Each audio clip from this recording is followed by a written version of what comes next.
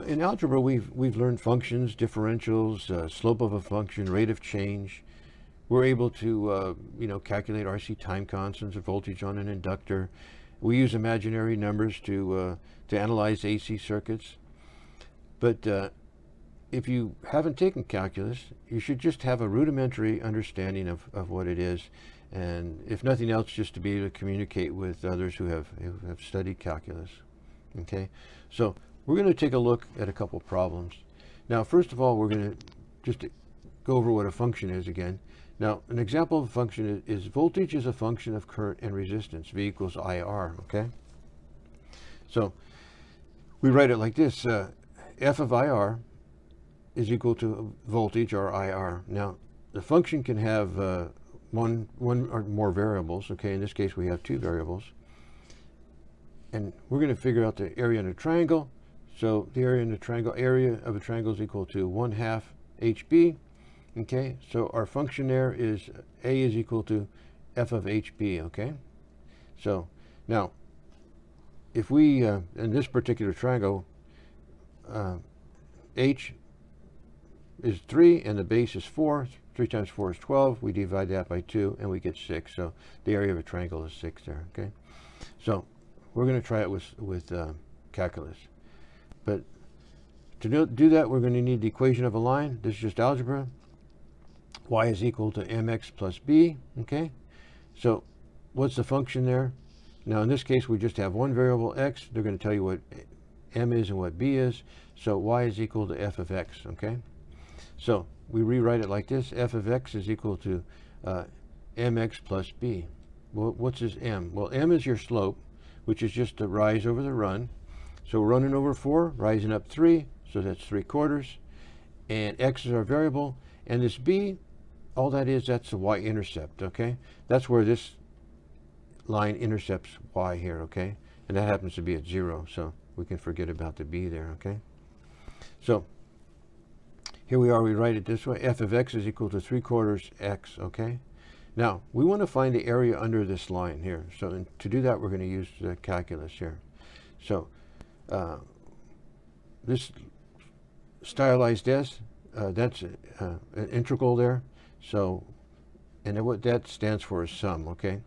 So what we're doing here, say if you added rectangles in here, a whole bunch of them, and you figured the area of each rectangle and you added them up, you can kind of approximate the area underneath that triangle, or there, underneath the line.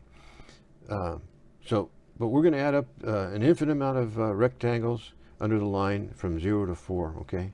And that's what this sum is going to help us do here, from 0 to 4, okay? So that, and then we have our 3/4 and our x and our dx. Now this dx, that's just a note to ourselves. That's just going to indicate that we're integrating the function with respect to the x variable, okay? So that's all it does. Just tells us what we're going to do, okay?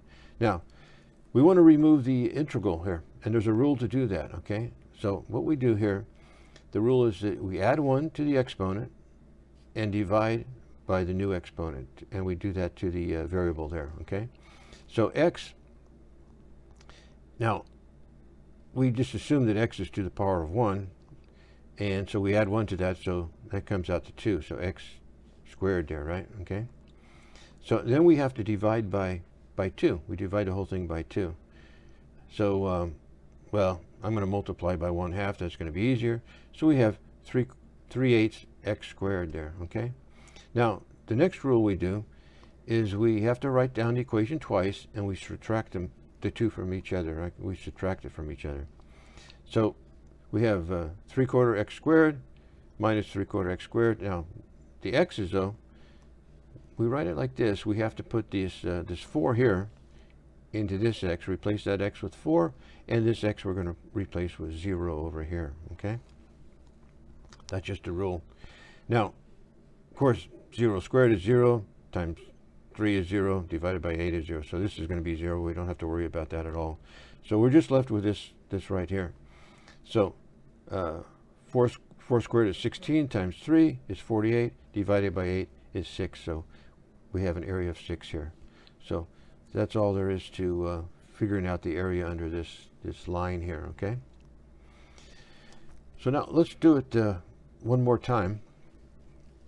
We're going to figure the area under a sine wave, okay?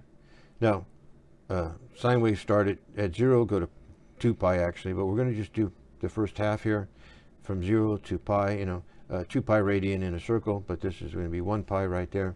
So we're going to go from integrate from 0 to pi, and we're going to take the sine of x, of course our dx again here, and we're going to calculate that out. Now, we could have done it over here, but we take the antiderivative of sine, okay?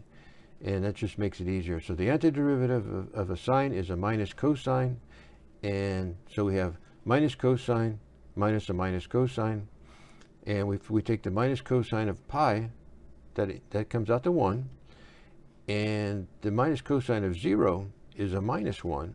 So we have 1 minus a minus 1, that comes out to 2, so we're at 2 there, okay? And you can take an online calculus program, calculator, and you just put this in there, and it'll come up with 2, and it'll show you the steps of how you get there. You can put this in too, and it'll come up with 6, okay? So now we found out what 2 is. Well, what good is that? Well, if we have, we want to find we know the peak value, and we want to find the average voltage, then the peak times 2 divided by pi is going to be equal to 0.6366. If this is 1, if your peak value is 1, then we have 0.6366. Now, we just know if we know the peak and we want to find the average, we multiply by 0.637. Okay. And same with the if you want to find the RMS value, we divide the peak by the square root of 2. Okay. So that's where we come up with our 2 anyway. But yeah, that's just very basic, calculus problems, and it's just good to know the rudimentary understanding of calculus. But anyway, thank you.